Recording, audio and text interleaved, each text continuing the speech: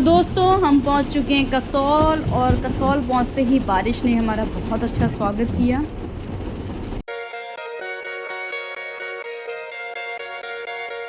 At least हम दिल्ली की गर्मी से 2-4 दिन तो बच गए और बहुत इन्जॉय किया। ये हम जा रहे हैं मणिकरण की तरफ। यहाँ एक नदी बह रही है और मणिकरण गुरुद्वारे में नेचुरली गर्म पानी आता है, जिससे गुरुद्वारे में लंगर बनाया जाता है। गुरुद्वारे तक पहुंचने तक का रास्ता थोड़ा सा गंदा है, बाकी तो गुरुद्वारा बहुत सुंदर है। और यहाँ ये हॉट स्प्रिंग वाटर जो है वो अपने आप में ही कुदरत का करिश्मा है। और जैसे ही हम गुरुद्वारे से बाहर निकले तो हमें 2 सांप दिखे, जो कि बहुत ही रोमांटिक मूड में थे। ये हार्मफुल भी हो सकते थे, तो थोड़ा सावधानी बरतें। उसके बाद हमने लिया रूम, और जो रूम का व्यू था आप देख सकते हो, बहुत ही प्यारा, बहुत ही मेस्मराइजिंग व्यू था। उस टाइम पे बादल एकदम पास आ रखे थे क्योंकि बारिश हो चुकी थी, और उसके बाद जो मौसम था वो औसम हो चुका था। अब चलते हैं खीर गंगा ट्रैक की तरफ। हमने अपनी ट्रैकिंग स्टार्ट करी थी जंगल वाले रास्ते से। यहाँ से ये ट्रैक स्टार्ट होता है। यहाँ पार्किंग का कोई प्रॉब्लम नहीं है, आप जहाँ से ट्रैकिंग स्टार्ट करते हैं वहीं आप अपनी गाड़ी पार्क करके आगे निकल सकते हैं। रास्ते में हमें बारिश मिली, हम अपना छाता लेके गए थे। आप अपना छाता ले जाना ना भूलें, और साथ में स्टार्टिंग में ही हो सके तो आप अपना रेनकोट वगैरह बाय कर लें।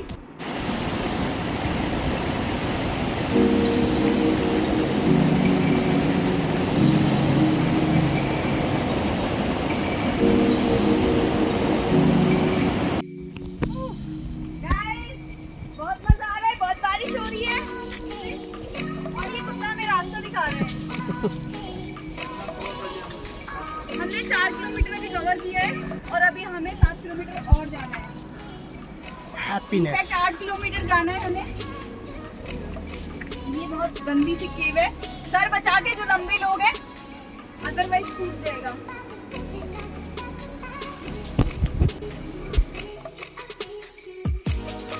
अब थोड़ा सा लग रहा है मेरे दोस्त लोग थक चुके हैं, तो मैं भी थोड़ी देर बाद रुक कर कहीं आराम करूँगी। आप किसी भी पेड़ को मत छुएं, क्योंकि किसी के भी पत्ते जो हैं वो आपके हाथ को सुझा सकते हैं। किसके अंदर कौन सा कांटा है आपको नहीं पता चलेगा। और आगे जाके रुकना रुकना ही मत, मैं तो कह रहा हूँ। ये आधे रास्ते में हमें एक वाटरफॉल मिलता है जो कि बहुत ही खूबसूरत है। देखो इसकी पानी की तेज आवाज, इसका प्रेशर, माय गॉड, इसकी खूबसूरती।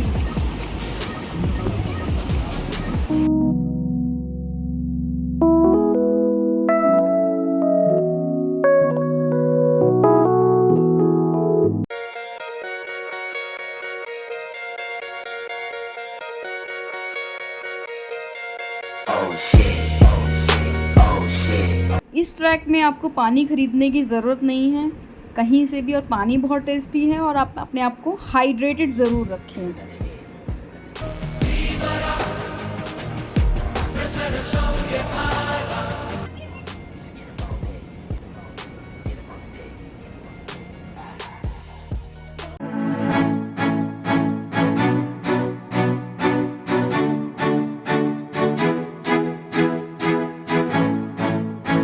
फाइनली इतनी मेहनत, इतनी कोशिशों के बाद हम खीर गंगा ट्रैक आखिरकार पहुंच ही गए।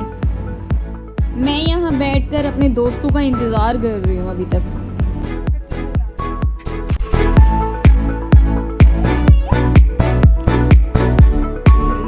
हर एक कैंप ऑनर का एक अपना पर्टिकुलर कॉमन एरिया होता है, जहाँ आप बैठ के खाना खा सकते हो, आप मस्ती कर सकते हो दोस्तों के साथ में। और उस कॉमन कैंप को जो है इन्होंने बहुत वार्म कर रखा होता है आग जलाकर।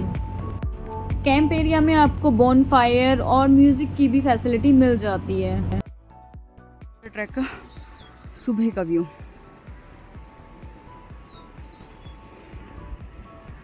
ये है हॉट स्प्रिंग वाटर। सब जगह ठंडा पानी है, यहाँ बहुत गर्म पानी आता है।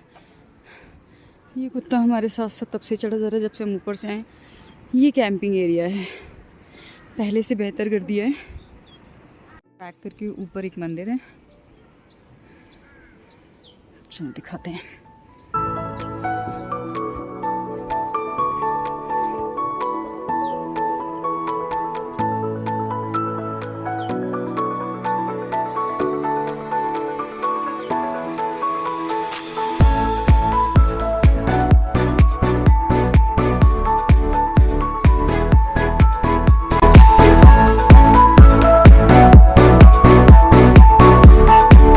दर्शन के बाद आती है अब नहाने की बारी।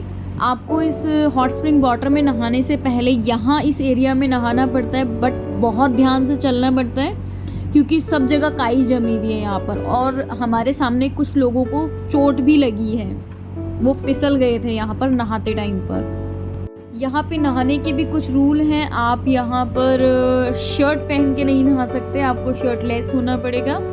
सो अकॉर्डिंगली अपने कपड़े लेके जाएं और एंजॉय करें इस हॉट स्प्रिंग वाटर को। वो नहाने के बाद आपको लगता है कि आपका सारा बॉडी बहुत हल्की हो गई है क्योंकि जो आपकी थकान होती है ट्रैक की वो सब खत्म हो जाती है। यहाँ पे डिवीज़न होता है, गर्ल्स का अलग होता है, बॉयज़ का अलग होता है। तो पानी इनिशियली तो ऐसा लगता है कि बहुत ही गर्म है, आप इसको बेयर नहीं कर पाओगे, लेकिन धीरे धीरे बॉडी एडजस्ट कर लेती है और आप उसको बहुत इंजॉय करते हो। Now this is the time to say goodbye to खीर गंगा। हम लोग जाने वाले हैं गांव के रास्ते से।